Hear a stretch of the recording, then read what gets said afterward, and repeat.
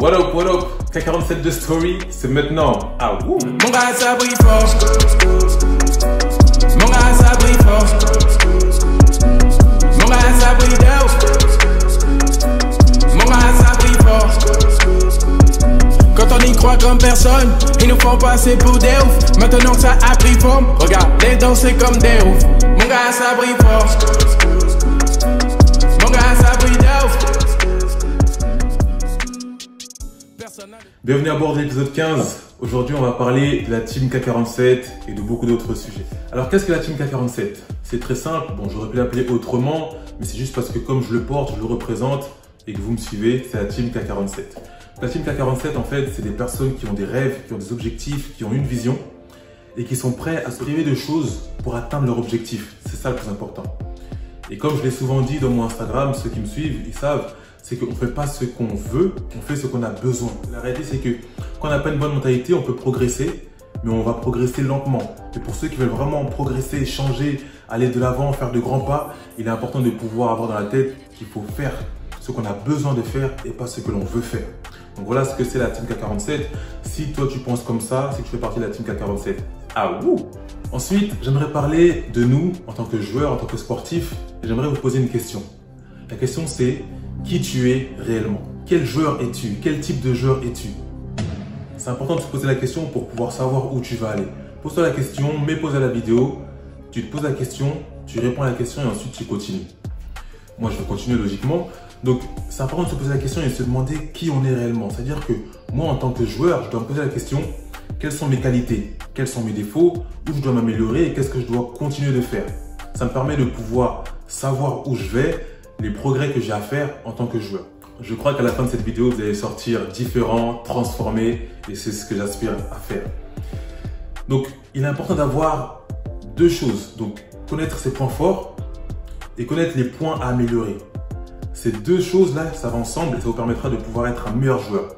Ok?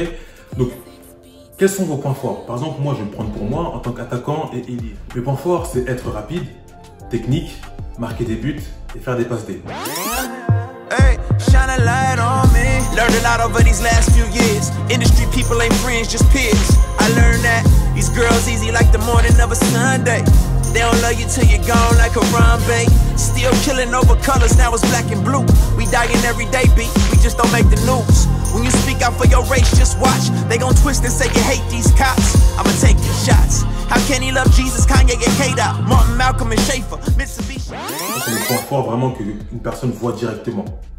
Quels sont les points à améliorer? Les points à améliorer, ça serait de pouvoir marquer plus de buts, de pouvoir refaire les efforts défensifs si je suis ailier. Ça serait de travailler mon pied droit. Ça, c'est pour moi en tant qu'attaquant ou en tant qu'ailier. Maintenant, pour un défenseur, son objectif, ce sera de ne pas prendre de buts, de pouvoir pas se faire passer, etc. Et donc, chacun à son poste peut savoir ce qu'il a à travailler, quels sont ses points forts, par exemple, dur sur l'homme pour un défenseur, physique, bon cardio, etc. pour un milieu. Et en fonction de ça, tu sais quels sont tes points forts. Maintenant, quels sont tes points à améliorer? Et en fonction de tes points à améliorer, tu vas travailler dessus. Et là, j'aimerais venir au sujet suivant, qui est justement de pouvoir déjà demander à quelqu'un de venir vous voir ou des personnes qui vous connaissent de venir et de pouvoir analyser un petit peu vos qualités. Et demandez-lui, pas des charlatans, des personnes qui ne connaissent pas, mais des personnes qui vous connaissent, leur demander quelles sont mes qualités, qu'est-ce que tu penses que je dois travailler, parce qu'il faut rester humble. Qu'est-ce que tu penses? Tu penses que je devrais travailler quoi? Tu penses que je devrais améliorer quoi, etc. Et lui ou ces personnes-là vont vous dire, et ça vous permettra de pouvoir analyser ce qu'ils disent, soit être d'accord et changer, ou tout simplement ne pas être d'accord et dire ouais bah là je suis pas trop d'accord et débattre un petit peu dessus. Mais ça va vous aider déjà à pouvoir affiner les recherches sur vous-même déjà. Ok.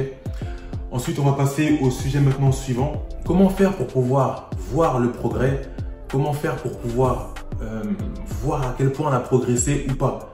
Et il ne faut pas minimiser le progrès parce que c'est ça qui te permettra de pouvoir aller de l'avant et savoir d'où tu viens pour dire aujourd'hui j'en suis à là, mais avant j'étais ici.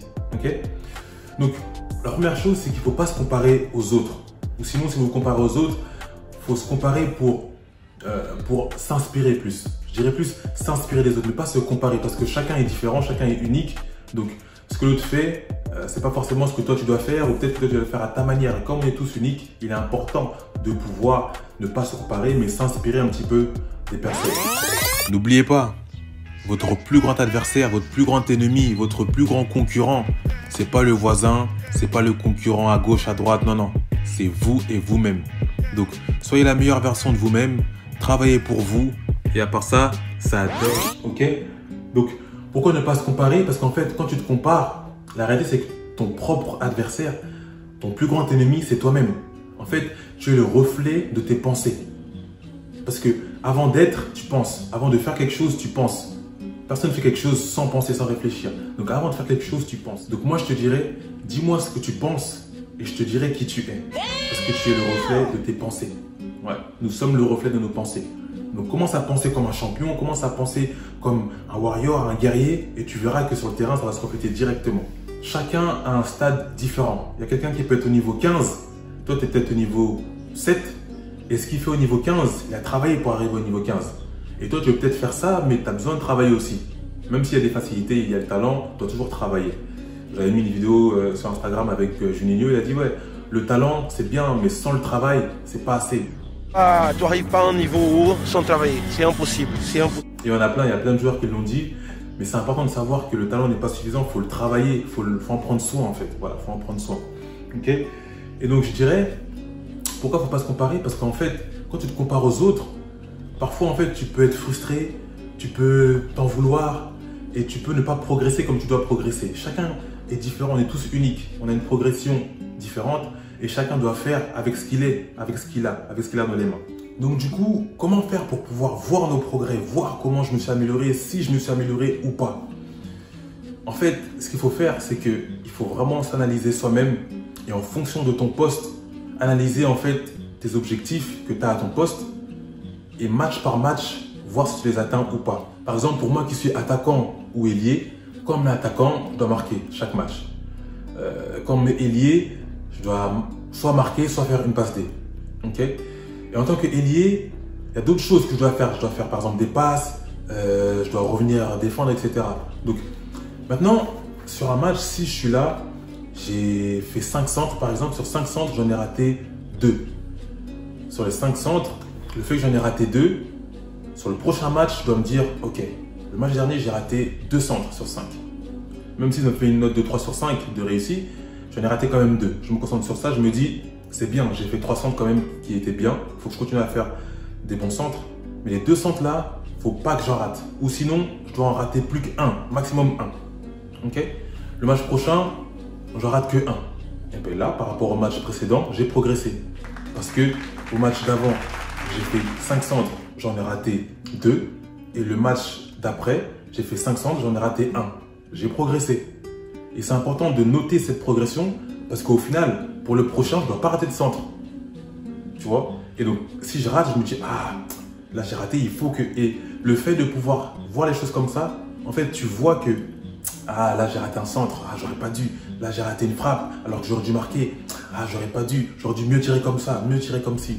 Et c'est là que ça en vient à un reportage que j'avais vu avec Thierry Henry, qui disait qu'à chaque fois qu'il fait quelque chose, quand un défenseur lui prend la balle, il dit ouais, c'est pas le défenseur qui est fort, c'est moi qui ai pas bien dribblé. Quand le gardien arrête sa frappe, il dit ah, c'est pas le gardien qui est fort, c'est moi qui ai pas bien tiré. Parce que si je tire bien, il peut pas l'arrêter.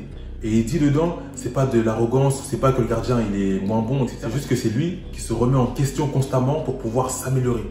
Et ça, c'est important. Donc je vais remettre le passage de Thierry Henry, ça va vous permettre de pouvoir voir ce que j'ai vu. Écoute, c'était des fois, pas facile à gérer et je t'explique pourquoi. C'est que pour moi, c'était toujours ma faute. Donc c'est pour ça que tu me voyais de temps en temps un peu grognon et ceci, cela, mais c'était toujours ma faute. C'est-à-dire qu'un gardien ne faisait jamais un bon arrêt. C'est parce que j'ai pas bien fini. Défenseur, il m'a jamais bien arrêté, c'est parce que j'ai pas été bon aujourd'hui. Et je dis pas que les mecs étaient pas bons, attention, c'est pas, mais c'était ma façon de pouvoir avancer parce que tu peux toujours travailler sur toi et pas sur les autres. Parce que si tu te dis, oh, je peux pas battre ce défenseur, et on va où? Ah, tu te remets pas, tu te mets constamment en question. Donc c'était toujours moi, ok, j'ai pas été bon. Qu'est-ce que je peux ramener la prochaine fois? La prochaine fois, je dois terminer comme ça, parce que si je termine bien, le gardien ne peut pas la toucher normalement. et ceci et cela. Ça commence petit en général et ça devient grand. Mais il faut se donner du temps. Donnez-vous du temps parce que beaucoup de personnes ou joueurs veulent aller trop vite. Vous voyez, pour progresser, ils veulent aller trop vite. Une personne qui veut par exemple avoir des muscles, s'il va à la salle pendant une semaine, c'est bien. Mais s'il n'y va plus après, ça ne sert à rien. En général, ça prend plusieurs mois pour pouvoir prendre du muscle et avoir le niveau qu'on veut atteindre. Donc là, par rapport au foot, vu qu'on c'est une page pour le foot, par rapport au foot, il faut vous donner du temps, travailler dur, c'est vrai, mais donnez-vous du temps. Travaillez, etc. Mais ne vous précipitez pas. Ok? J'aimerais finir avec une question qu'on m'avait posée. On m'avait dit, comment tu gères la pression? Comment tu fais pour gérer la pression avant un match, pendant des tests? Qu'est-ce que tu fais? Comment tu fais pour gérer ça? Déjà, il faut analyser qu'est-ce qu'est la pression. La pression, je peux la comparer à la peur. En fait, c'est comme si tu as quelque chose et vous remarquerez que quand vous êtes sur le terrain, si vous voulez, avant qu'on siffle, ou même pas, avant d'aller sur le terrain, il y a une pression, on a chaud, on peut transpirer, mal au ventre, etc., etc. Mais une fois que vous êtes sur le terrain, pouf, ça part. Et tu joues, tu fais ce que tu as à faire. Tu vois? Donc, en fait, la pression, c'est vraiment la peur. C'est quelque chose qui te fait penser des choses mauvaises. C'est une voix qui te fait penser, si j'y arrive pas, si je me blesse, si je suis pas bon, si je marque pas. Et c'est toujours des si, des si, des si. Et tout le monde sait et connaît le proverbe, avec des si, voilà, on refait le monde. Donc, la peur, la pression, la peur, c'est une voie en fait qu'il faut gérer. Il faut apprendre à gérer. Non, mais le stress, cette petite boule que tu as dans ton ventre, c'est normal. Tu la gères après parce que c'est comme ça. Mais à un moment donné, tu es obligé mais si déjà, si tu ne fais pas confiance à toi-même, tu ne vas pas attendre aux autres pour te faire. Ouais. Tu vois ce que je veux dire? Ça part déjà T'es de la toi. première personne à qui tu Je dis toujours, ça part de toi. Après, les gens vont venir avec toi ou pas, mais si les gens ils voient déjà que tu n'as pas confiance en toi, tu vas nulle part. En plus, retourne la situation, pas se dire toujours ouais, si je marque pas, parce que la pression c'est toujours négatif. Maintenant, il faut transformer ça en positif. Correct. Déjà, si tu as un test, tu dis bah déjà je suis là, je peux jouer. Il y a des personnes qui peuvent pas jouer, qui n'ont pas de jambes, ok, tu relativises, tu deviens optimiste, tu vois. Comme quand on regarde par exemple un verre, il y a des personnes qui le voient à moitié vide, d'autres à moitié plein. Donc ça dépend comment tu vois les choses.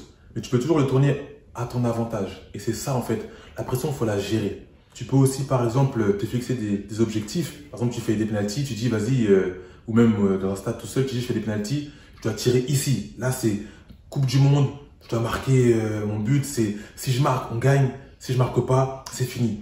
Tu te mets dans les conditions comme si là, tu n'as pas le droit de rater. Ok? Et tu tires ton penalty dans cette pensée-là, dans cette optique-là de c'est toi le dernier tireur, l'autre il a raté, si tu marques, vous gagnez. Tu vois? Et quand tu t'habitues, tu commences à faire des choses comme ça dans un petit peu tous les domaines de la vie, tu verras que tu vas commencer à t'habituer à la pression. Tu vois? Et c'est vrai qu'en match, c'est toujours différent, mais il faut toujours retourner la situation. C'est-à-dire que la pression va te dire si tu rates, toi tu vas commencer à te dire si je marque. Elle va dire ouais mais peut-être que tu n'es pas capable. Toi tu te dis je sais que je suis capable. Je me suis entraîné, je ne suis pas là pour rien. Je me suis entraîné, je sais que je suis capable de le faire. Et c'est ça en fait, gérer la pression. Il faut la gérer le coup. Pour faire simple, la pression, si elle a un effet positif sur toi, c'est-à-dire une source de motivation, dans ce cas-là, il faut utiliser la gérer pour que ça puisse toujours te motiver. Mais dès que la pression a un effet négatif, donc de la peur, là, il faut la refuser, direct. Donc, il faut vraiment gérer la pression et savoir que c'est qu'une voie, il faut la faire taire, tout simplement. Pourquoi tu dois refuser la peur? Parce que la peur est un poison. La peur te détruit. La peur te tétanise. La peur te paralyse. La peur te fait perdre toute ton objectivité. La peur terrifie. La peur rend malade. La peur te met KO sans avoir combattu. De toutes les manières, la peur n'améliorera pas la situation. Au contraire, la peur peut empirer la situation. Et Job 3, verset 25, Job a dit, ce que je crains, c'est ce qui m'arrive. Ce que je redoute, c'est ce qui m'atteint. Alors quand tu as peur, pose-toi la question. Après que tu te sens mieux? Si tu ne sens pas mieux, alors fais comme nous et décide de rejeter la peur et de placer ta confiance en Dieu. Je refuse la peur, je refuse. Je rejette la peur, je rejette. je refuse la peur, je refuse. On arrive à la fin de cette vidéo. Merci d'avoir regardé, d'avoir passé ce moment avec moi. J'espère que vous avez kiffé. 47 de Story, épisode 15. Donc voilà, j'espère que vous êtes différents, que vous pensez différemment. J'espère que cette vidéo vous aura aidé à vraiment vous améliorer sur votre système de pensée. En tout cas, si ça t'a aidé, n'hésitez pas à liker, à partager, à commenter. Mais le plus important, c'est de prendre soin de vous, de suivre le protocole sanitaire, de pouvoir rester chez vous. C'est le confinement, donc voilà. Encore un peu de temps, un peu de patience. Et puis, on se revoit bientôt. En tout cas, force à vous. K47 de Story, on est ensemble. À vous!